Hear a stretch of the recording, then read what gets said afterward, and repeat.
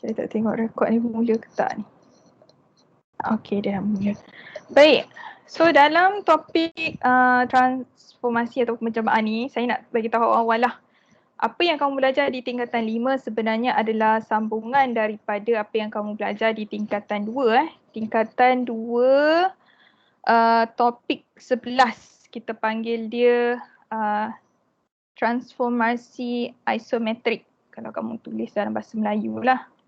Okay, so tingkatan 2 topik 11 adalah transformasi isometrik.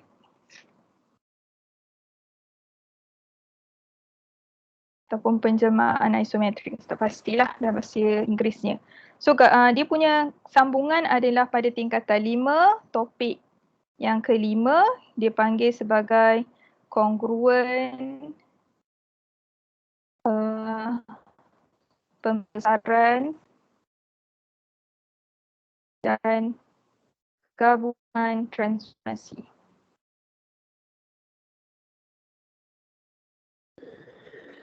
Okey, dia begini anak-anak sekalian. Bila kamu belajar pasal topik-topik tingkatan 5 iaitu transformasi tingkatan 5, daripada tajuk sendiri saya nak cerita pasal tajuk dia dulu. Okey. Transformasi dia adalah topik yang besar. Okey, penjelmaan dia besar. Okey, bawah transformasi ni dia ada dua jenis transformasi. Okey. Satu jenis kita panggil dia sebagai transformasi isometrik. Okey. So kena ingat dia sebab itu kita belajar di tingkatan 2 adalah satu jenis transformasi iaitu kita panggil dia sebagai isometrik.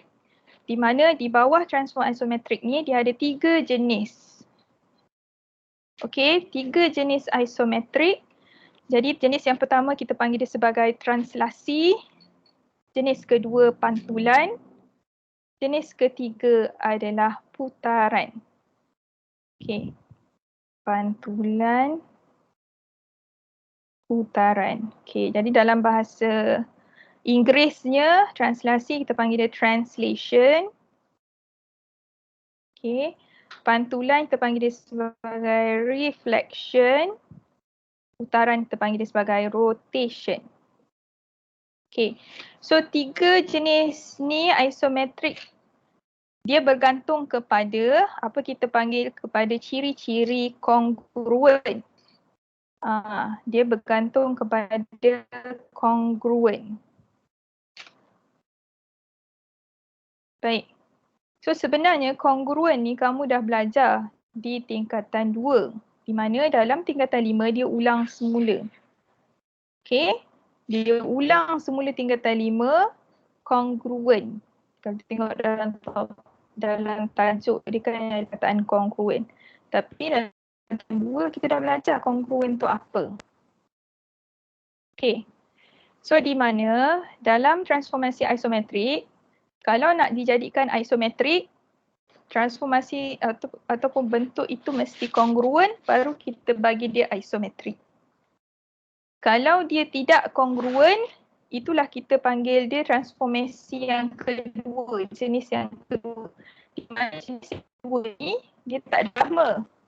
Tapi dia ada satu je transformasi. Iaitu kita panggil dia pembesaran. Ataupun dalam bahasa Inggerisnya kita panggil sebagai enlargement. Okey. Perkataan dia mesti pembesaran, dia tak ada pengecilan, dia sentiasa pembesaran saja. Ini kata nama bukannya kata kerja ke apa, kata nama. Jadi, kalau kamu menjawab soalan-soalan nanti kita akan pergi soalan-soalan SPM terus, kamu akan tahu kita ada 4 jenis penjelmaan ataupun transformasi. Mesti ingat ada 4 jenis. So, jenis 1, 2, 3 ni kalau kamu nak baca semula dia ada pada tingkatan 2. Okey? Silibus kamu tingkatan 2. Dan yang keempat ada pada tingkatan 5 kamu belajar. Okey? Kongruen kita belajar dah bermula pada tingkatan 2. So bila tingkatan 5 diulang semula. Okey. So apa pula perkataan gabungan transformasi. Okey. So gabungan transformasi ini adalah gabungan lebih daripada satu transformasi di atas yang dilakukan di atas satu bentuk. Itulah di mana gabungan transformasi ini banyak pada soalan-soalan SPM. Akhir sekali dia akan uji lebih daripada satu transformasi lah. Maksimum dia akan ambil dua transformasi dalam satu gabungan transformasi. Dia tak akan ada 3, 4, 2 sahaja. Setakat inilah saya tengok dalam latihan tingkatan 5 pun dia bagi contoh-contoh latihan hanya 2 sahaja maksimum. Dia tak ada pergi lebih. Sekejap, saya tengok dulu. Takutlah ke silap pandang.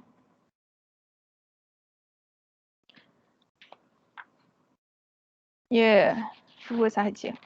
Okey.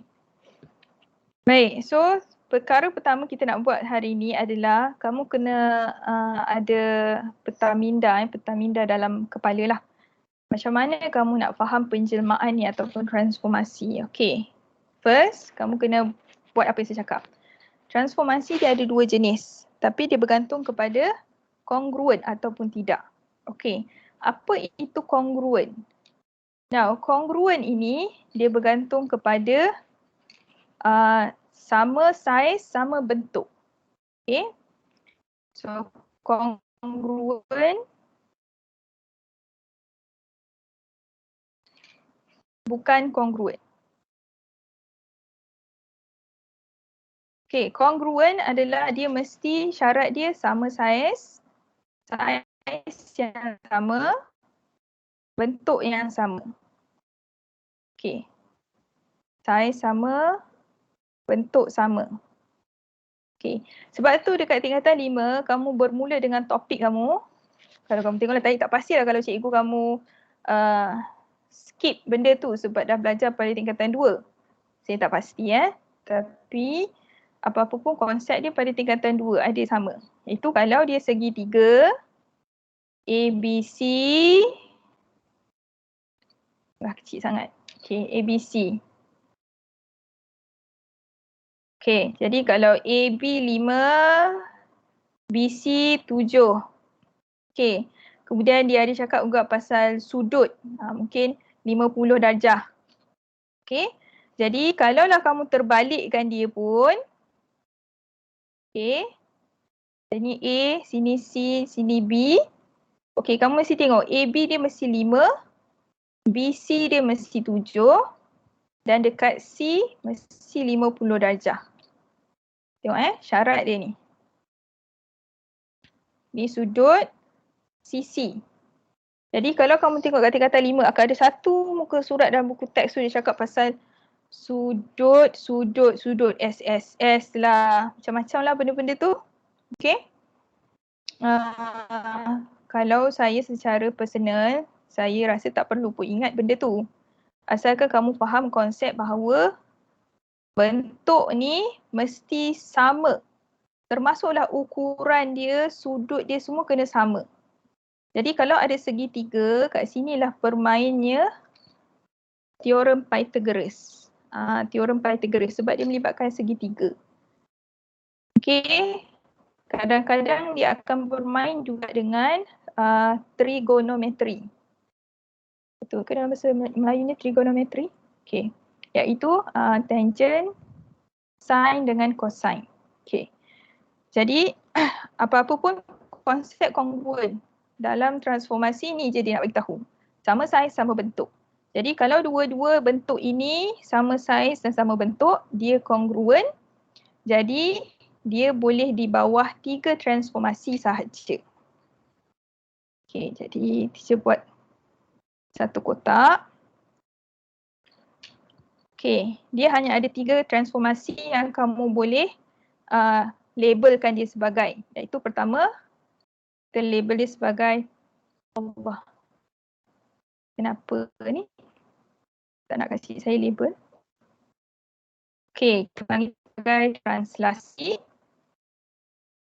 Okey, kita mula dengan ada 3 kan? Kita mula dengan yang pertama. Macam translasi tu. N tak ada. Okey, translasi. Jadi kalau kamu buka buku teks tingkatan 2 translasi.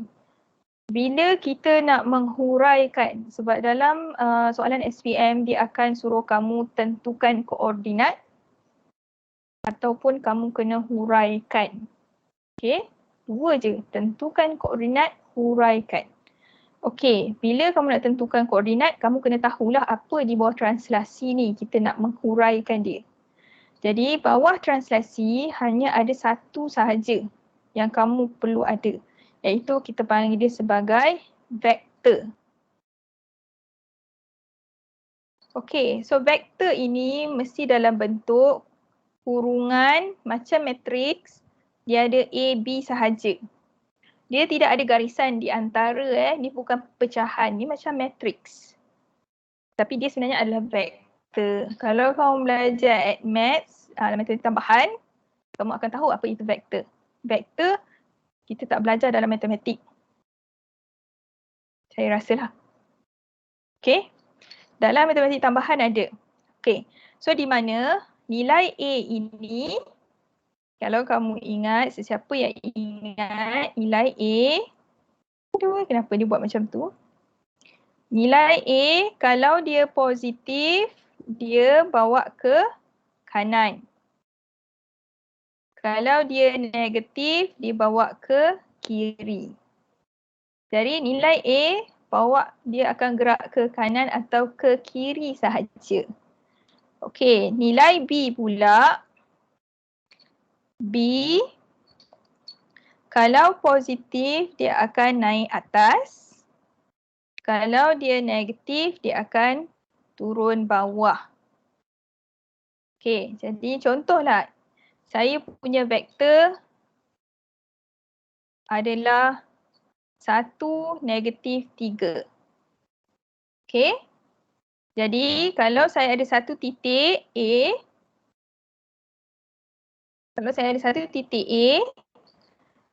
okey. Vektor saya A saya adalah 1. Dia positif dan dia 1. Positif akan gerak ke kanan sebanyak 1 grid. So ke kanan dia 1 grid. Okey, kemudian B saya -3. Negatif gerak ke bawah 3 grid. So dia akan gerak 1, 2, 3 turun bawah. Ikut grid di atas satah Cartesian. So ini akan jadi image A. Di bawah transformasi translasi ataupun penjelmaan translasi lah. Okey, jadi ni adalah objek A kita. Image dia di bawah translasi begini. Jadi translasi dia hanya bergerak ke kanan, ke kiri ataupun atas dan bawah. Okey, so itu kena faham. So translasi bila kita nak huraikan mesti ada vektor. Itu satu. Okey. So yang kedua, transformasi kedua untuk transformasi isometrik di mana dia adalah kongruent. Kita panggil dia sebagai pantulan. Dalam bahasa Inggeris, reflection. So pantulan ini kamu kena ada garis simetri. Garis simetri. Kalau aksis dalam bahasa Melayu, aksis juga ke? Garis simetri. Macam ni je simetri dalam bahasa Melayu? Betul ke ni? Betul. Betul, alhamdulillah. Ya, cikgu. Okey, simetri dalam bahasa Inggeris beza betul. Ni simetri dalam bahasa Inggeris. Okey, so garis simetri. Dia adalah garis. Jadi dia mesti garisan lurus, satu garis. Okey, bila garis, dia mesti dihuraikan dalam bentuk X sama dengan apa nombor ataupun Y sama dengan apa nombor. Contohnya ada dua je. X sama dengan apa ataupun Y sama dengan apa. Pantulan di atas garis simetri, X sama dengan apa, Y sama dengan apa. Tapi salah satu bukan dua-dua. Atau. Okey, salah satu. Nanti kita buat soalan, kamu akan tengok macam mana kita guna pakai. Okey. So pantulan hanya ada garis simetri saja. Mesti kena huraikan ini. Ada benda lain ke? Tak ada. Jadi kat sini tadi tak boleh nak tunjuk macam manalah. Kita akan buat pada soalan nanti. Kejap lagi. Okey. So yang ketiga adalah putaran. Okey. So ketiga putaran. Nama putaran. Okey. Putaran kamu kena ada 3 benda yang kamu perlu huraikan. So yang pertama adalah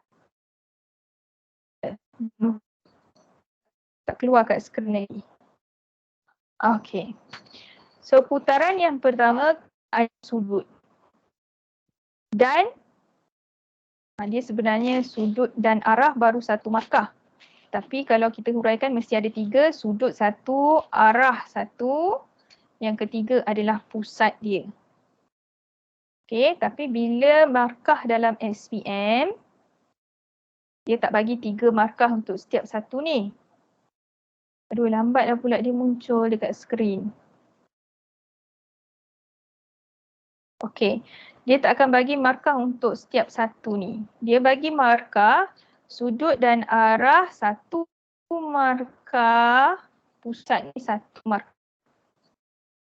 Okey, jadi kalau kamu nak menghuraikan sesuatu putaran, pastikan kamu huraikan sudut tu mesti bersama dengan arah dia.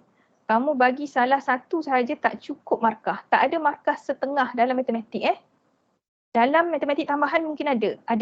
Bukan mungkin lah, memang ada. Tetapi dalam matematik tidak ada markah separuh. Jangan menganggap kita ada markah separuh. Dia mesti 1 ataupun kosong. Okey. Jadi bila kamu nak huraikan, kalaulah tak tahu sangat nak cari pusat dia, bagi sudut dan arah tu wajib. Sudut mesti bersama dengan arah. Baru kamu berhak 1 markah. Itu pun ada syarat lain kamu kena buat sebelum kamu dapat 1 markah ni. Nanti kita akan pergi bila kita jawab soalan. Okey. So sudut, dalam sudut dia hanya sama ada 90 darjah ataupun 180 darjah. Okey. Baik. Arah pula dia hanya 2 juga, sama ada arah jam ataupun arah lawan jam.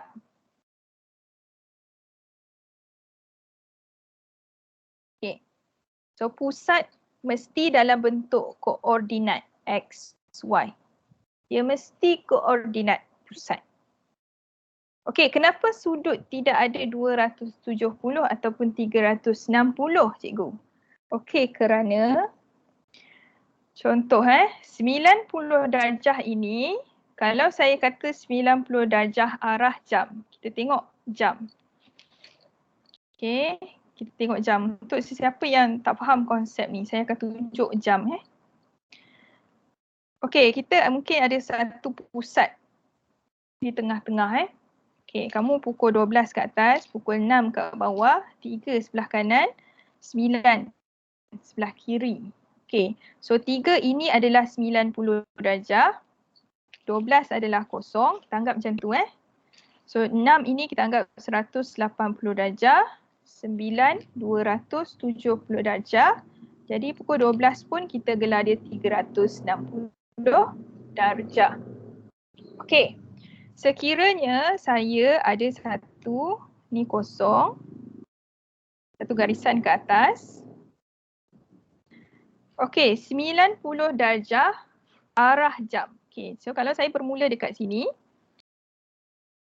Okey, titik P lah contoh. Saya pergi ikut pusat ni 90 darjah arah jam. Saya akan pergi pada pukul 3. Saya akan pergi kat pukul 3 sini. Okey, sini arah jam 90 darjah. Okey, secara tidak langsung saya boleh juga huraikan kalau nak pergi pukul 3, Saya boleh huraikan dia sebagai ikut arah lawan jam. Betul tak? Lawan jam 270 darjah. Boleh juga saya huraikan sebegitu. Saya bawa ke sebelah arah lawan jam. Tapi mesti 270 darjah. Nampak Jadi kalau kamu huraikan, sebab tu saya nyatakan 90 ataupun 180 sahaja. Kerana sekiranya kamu tulis arah jam 90 darjah, dia sama je dengan lawan jam 270 darjah. Okay. So kalau 180 darjah pukul 6. Okay, pukul 6. Kat sini. Saya pergi P kat sini. 180 darjah, dia tak kisah arah jam ataupun arah lawan jam. Akhir sekali kamu akan duduk di tempat situ juga. Jadi 180 darjah ini kamu boleh suka hatilah nak letak arah jam ataupun arah lawan jam. Pilih satu je. Jangan kamu letak dua-dua. Okey? Kenapa saya suruh kamu letak juga arah? Kerana kita nak berhati-hati dalam SPM. Takutlah skema pemarkahan dia kata mesti wajib meletakkan arah. Okay, walaupun kita dah belajar 180 tu tak kisahlah lawan jam ke, ikut arah jam ke, dia sama je sampai juga pukul 6. Okay, itu dia. Jadi, bila kamu menghuraikan sesuatu, fikir dua benda ni je. Sama ada dia 90 ataupun 180. Kalaulah dia ada pukul 9, okay, pergi pukul 9, ni saya letak sebagai P prime juga, yang warna purple ni. Kalau pergi pukul 9, kamu boleh letak 90 darjah lawan jam. Arah lawan jam. Janganlah kamu letak 270 darjah arah jam pula. Kenapa nak pergi jauh-jauh? Letak je 90 darjah arah lawan jam. Sebab tu kita limitkan kepada dua sudut sahaja. Okey, tapi ikutlah kalau kamu tak perasan benda tu, nak juga letak 270 darjah ataupun 360 darjah, ikut letak je lah. Okey, saya rasa tak ada masalah. Asalkan arah kamu betul. Jangan tersalah. Okey, jadi arah ni okey tak? Arah dan sudut ni? Boleh faham ke? Boleh je. Okey. Boleh sebab nanti kita akan buat ni. Jangan kamu macam terpusing-pusing ke pula kepala otak kamu ni Kang. Okey. So ingat ada 3 benda. Isometrik iaitu kamu kena tengok dulu bentuk kamu tu. Bentuk yang saya maksudkan objek dengan image kamu. Okey, kalau dia mempunyai saiz yang sama dan bentuk yang sama, kamu tak payah fikir pasal pembesaran.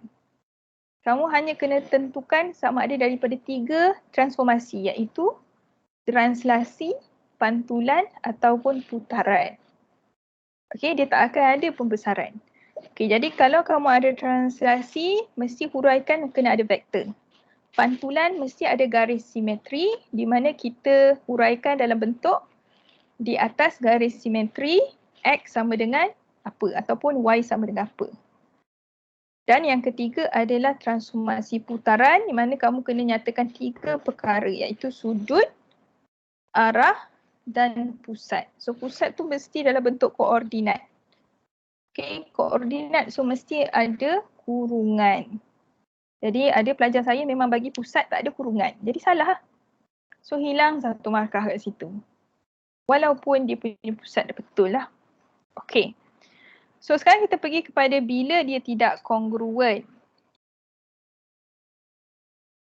Okay, bila tidak kongruen dia hanya ada satu. Satu sahaja iaitu pembesaran.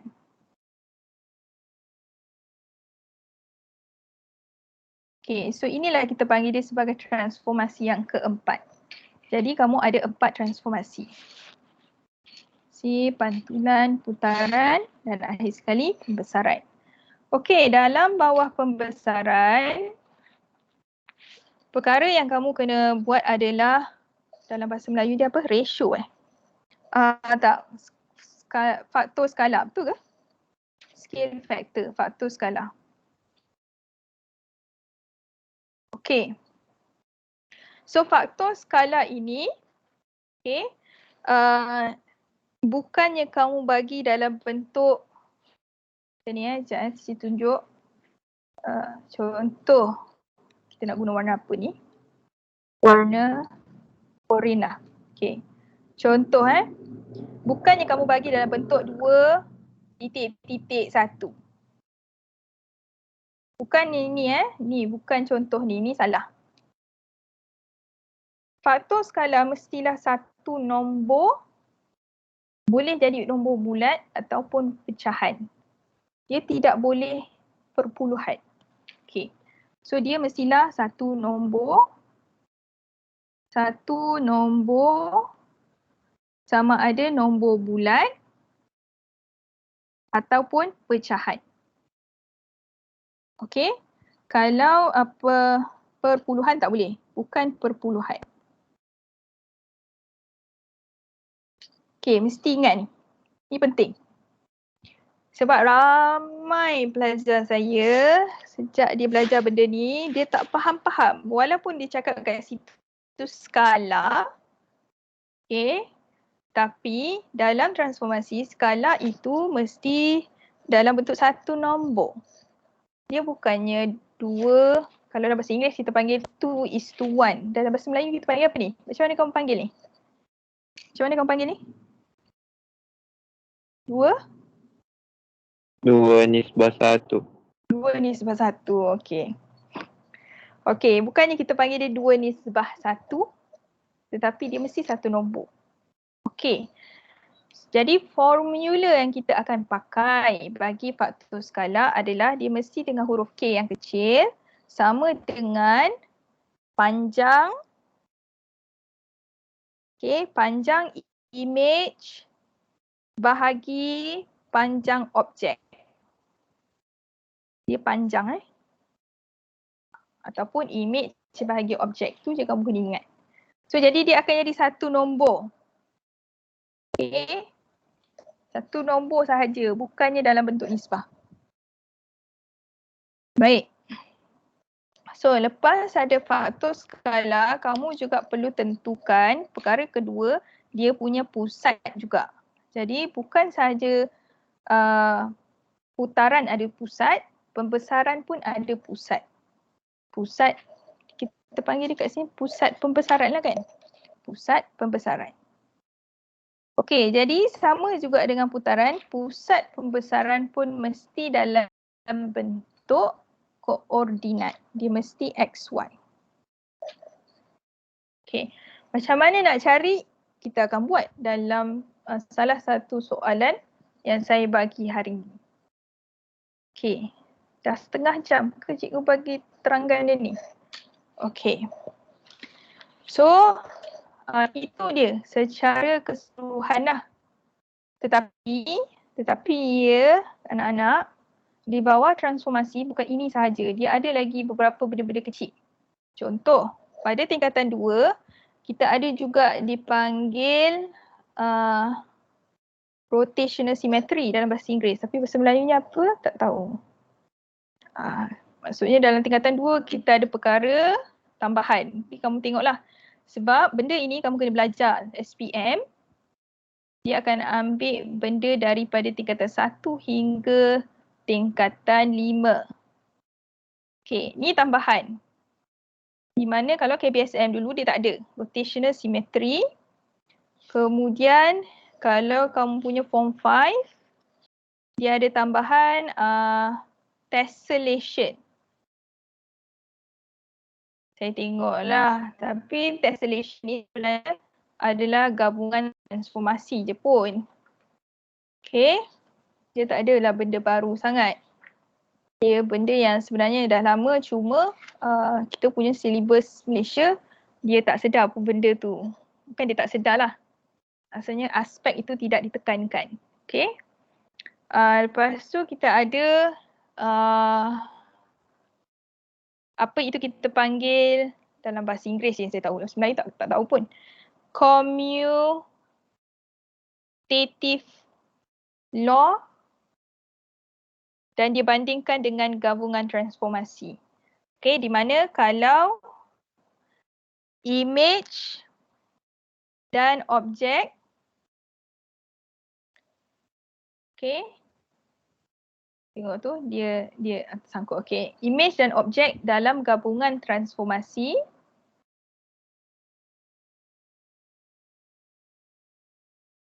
tu dia tengok dia lagging lagi.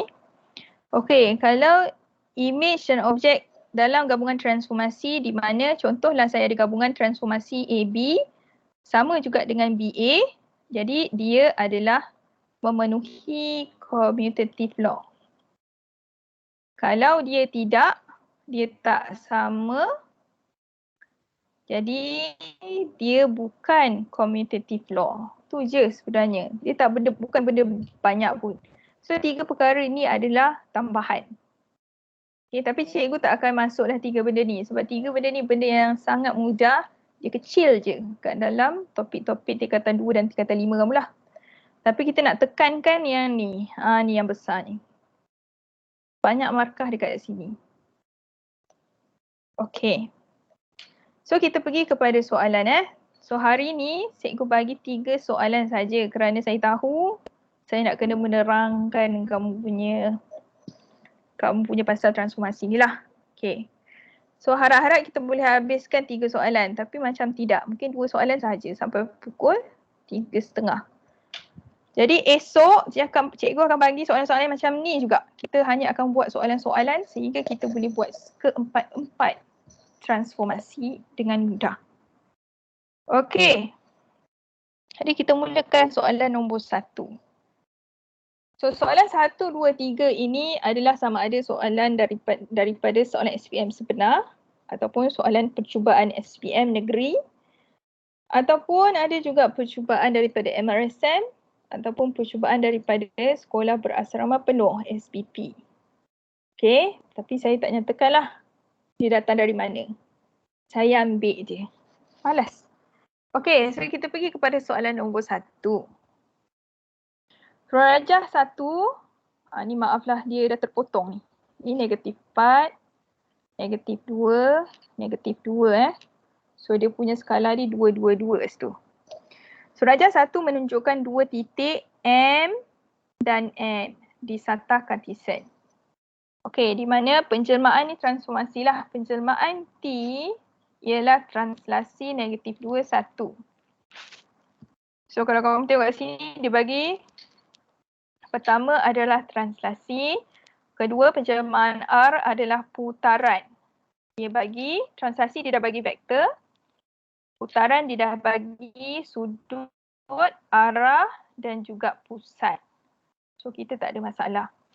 Semua huraian sudah diberi. So ini soalan standard lah SPM, memang dia akan bagi soalan macam ni. Kalau dulu soalan transformasi ini adalah soalan pilihan. Okay. Tapi saya rasa kalau muncul KKSSM dia dah jadi soalan wajib. Kamu boleh jawab. Okey, jadi ini dia akan mulakan dengan huraian. Dia nak suruh kamu tentukan koordinat lah. Dia akan mula dengan ni je. Dia akan suruh nyatakan koordinat image titik N di bawah penjelmaan R. So, sekarang titik dia bukan bentuk. Dia titik. So jadi kita pergi kepada titik N. Sini. Okey. Penjelmaan R adalah satu putaran, pusatnya di 1, 1. Jadi buat dululah titik 1, 1, dia akan ada dekat sini. So saya label ni sebagai O, pusat dia. So pusat 90 darjah arah jam. Okey. Saya tak pasti di sekolah sebab pengalaman cikgu tahun lepas kita tak ada kelas tuition di YPM. Tapi tahun sebelum tu ada tuition YPM. Dan saya pun mengajar jugalah. Dan daripada pengajaran saya tu, saya dapati di sekolah anda, kamu ada 5 sekolah yang berbeza. Cikgu kamu ada menggunakan pelbagai kaedah untuk menentukan image di bawah putaran. Ikut kamu boleh gunakan kaedah tu kalau kamu dah biasa dan kamu faham. Okay? Tetapi ini adalah kaedah saya yang saya ajar dengan pelajar saya lah. Kalau kamu rasa kaedah ini senang, kamu boleh ambil, tak kisah. Okay? Kalau kamu nak teruskan dengan kaedah kamu, teruskan. Cikgu tak ada masalah juga. Okay. So, di bawah putaran, kaedah saya adalah kaedah saya panggil triangle method. Segitiga Segitiga. So, kaedah segitiga. Saya yang gelarkan segitiga sebab memang nak kena guna konsep segitiga. Okey, dia macam ni. Dia mestilah buat satu garisan daripada pusat ke objek yang kita nak. Jadi buatlah satu garisan. Kamu buat ni garisan menggunakan pembaris. Nanti dapat kertas, kamu gunakan pembaris. Okey. Sekarang dah dapat kat sini, gunakan satah Cartesian itu, gunakan grid dia dan bentukkan satu segitiga.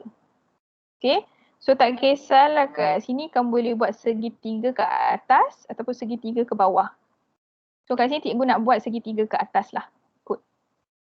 Okey, sekarang ni segitiga saya. Okey, segitiga mestilah segitiga sudut tegak. Okey, 90 darjah. Baik. So segitiga kat sini saya nak arah jam. So arah jam dia akan bergerak ke kanan. Jadi cikgu akan label garisan yang di atas grid sebagai A dan juga B. Cikgu akan buat sisi bukan yang hypotenuse. Sebab ini kan segitiga bersudut tegak. Jadi bukan ambil yang hypotenuse ni tetapi AB, bukan yang C. Sebab ini kan kalau dalam teorem Pythagoras kan kita guna ABC. So saya ambil A dengan B saja. Baik. So arah jam. Jadi garisan A ni 90 darjah arah jam. Dia akan gerak ke bawah lah. Dia akan jadi sini. A prime. Okay. Kemudian B. Dia akan ada dekat titik A kat sini. B. Jadi dia akan naik atas. Berapa kotak? 3 kotak. So dia akan naik atas 3 kotak. So kita sambunglah. Dia akan jadi satu segitiga. Di mana kat sini adalah B prime. Jadi N saya akan berada kat atas ni. Inilah N prime ataupun image kepada N saya. Nampak Saya menggunakan konsep segitiga. Segitiga bersudut tegak. Okay, jadi senang. So koordinat nyatakan koordinat image titik N. Jadi jawapannya adalah 3, 4. Okay. Sekejap, okay. So ada sesiapa yang nak saya ulang tak kaedah ni? Kalau tak ada, saya teruskan saja. Kalau ada, bolehlah angkat tangan ke. Tak ada Okey. So kaedah ni mudah saja. Baik. So kat sini tak perlulah kamu nak guna kertas minyak kertas minyak ke, pembaris ke, apa lagi Saya pernah nampak budak saya buat. Tak ingat dah. Okey. Tapi just menggunakan konsep segitiga. Macam mana dia bergerak. Okey. Kita gunakan grid saja. Baik, selesai soalan A1. Pergi kepada soalan A2. A2 still juga mengatakan nyatakan koordinat image titik M di bawah setiap gabungan penjelmaan. Okey, so kat sini ada gabungan penjelmaan. Okey, so kat sini saya terus ajar macam mana kita nak belajar gabungan penjelmaan. So bila T kuasa 2, dia adalah TT. So penjelmaan kamu kena buat yang belakang dahulu baru datang yang depan. So kalau TT tak kisahlah mana satu depan mana satu belakang, dia T juga kan. Tapi untuk B tu kamu kena buat R dahulu baru kamu buat T. Kenapa tulis T? 2. Pasti buat penjelmaan belakang dahulu baru kita buat penjelmaan yang di hadapan. Bukannya baca dari depan ke belakang. Okey, macam huruf biasa. Okey, jadi kita buat TT dahulu. 2A. So kat sini cikgu padam supaya kita tak tersemak lah kat sini. Okey. Sekarang penjelmaan saya nak kena guna titik M. So M dekat sini. M. So M. So kita kena guna T. Translasi kena buat 2 kali. Okey. So bila kamu nak menjawab soalan macam ni, perkara pertama kena buat nanti dia akan ada ruangan jawapan dah kat bawah ni. Tapi saya rasa macam membazir tempat saja, saya padam ruangan jawapan tu. Okey, bila diminta transformasi, first perkara pertama kamu kena tulis koordinat M dahulu. Objek kita bermula dengan apa? So 4, negatif 2.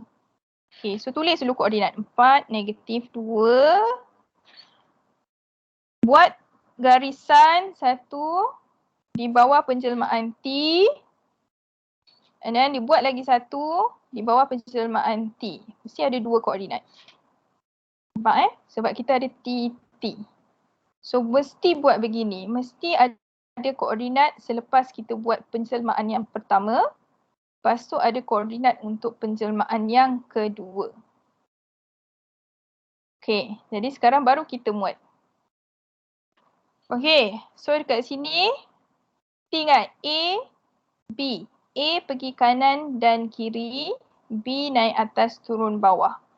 So negatif 2 kita akan pergi kiri 2 grid. So kalau kau nampak kat sini, kita punya skala ni sebenarnya 1, 2, 3, 4. So 1 grid ni 1. So tak ada masalah So ikut sahaja.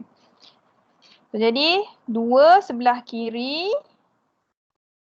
Lepas tu 1 positif naik atas. So kat sini adalah M prime. So apa koordinat kita? 2, negatif 1. So tulis kat bawah. 2, negatif 1. Okey, teruskan lagi menggunakan image yang pertama saya ni.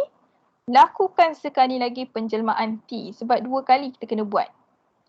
So jadi sekali lagi 2 sebelah kiri dan 1 naik atas. So M prime prime. Okey. So koordinat kita 0, 0. So tulislah dekat ruangan jawapan. Okey, selesai yang pertama. Okey, kita pergi kepada 2B. So sama juga, kita kena start dengan 4, negatif 2 sebab titik N. Buat apa dulu? Kita buat R dahulu, dapatkan koordinat. Kemudian baru kita buat T. Baru dapat koordinat yang kedua. Oh lambat, mungkin saya punya line internet tak berapa lancar. Okey, so sekarang R kita kena mulakan dahulu iaitu putaran. Okey, cikgu padam balik. So putaran kita pada 1, 1. Tulis balik O kat sini. So putaran saya akan buat segitiga. Sebab nak arah jam kan. Cikgu akan buat segitiga. So sini A, sini B. So jadi kalau garisan A,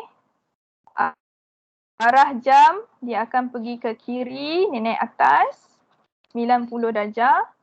So 1, 2, 3 dia akan pergi kat sini A. A prime.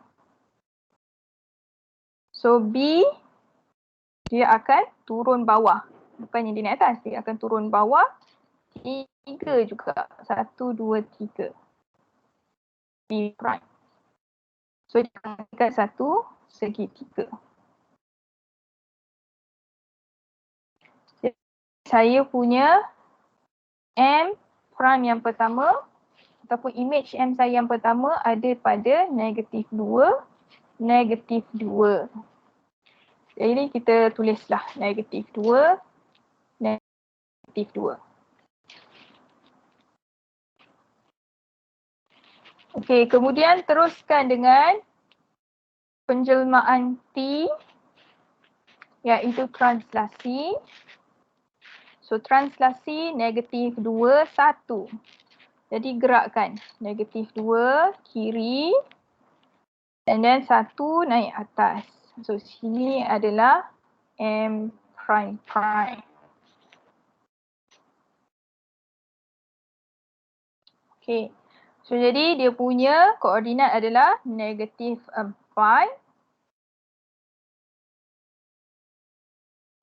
Dia tak bergerak. Okay, -4, -1 koordinat dia.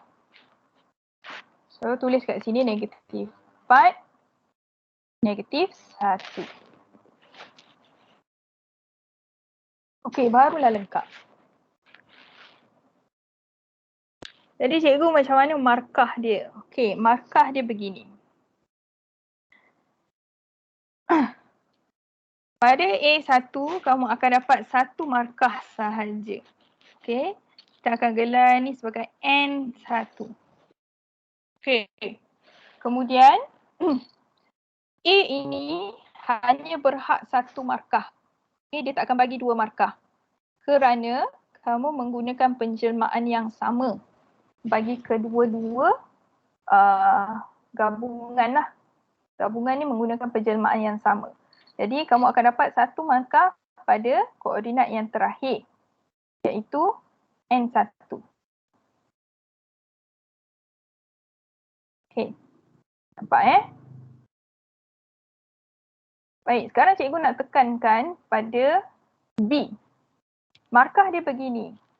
Sekiranya kamu sebagai pelajar, kenapa cikgu tekankan penulisan secara begini? Saya sentiasa tekankan dengan pelajar, tulis macam ni. Okey. Kenapa saya nak kamu buat macam ni? Kerana, okey, contohlah.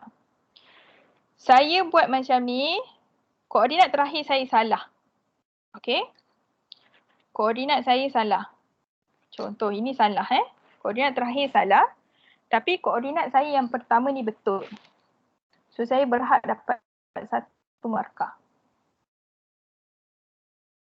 Kalau koordinat saya belakang ni betul, okay, saya akan dapat 2 markah untuk soalan B. Soalan B memang berhak 2 markah. Okay. Contohlah kamu sebagai seorang pelajar, pelajar abu. Ada abu kat sini tak ada kan?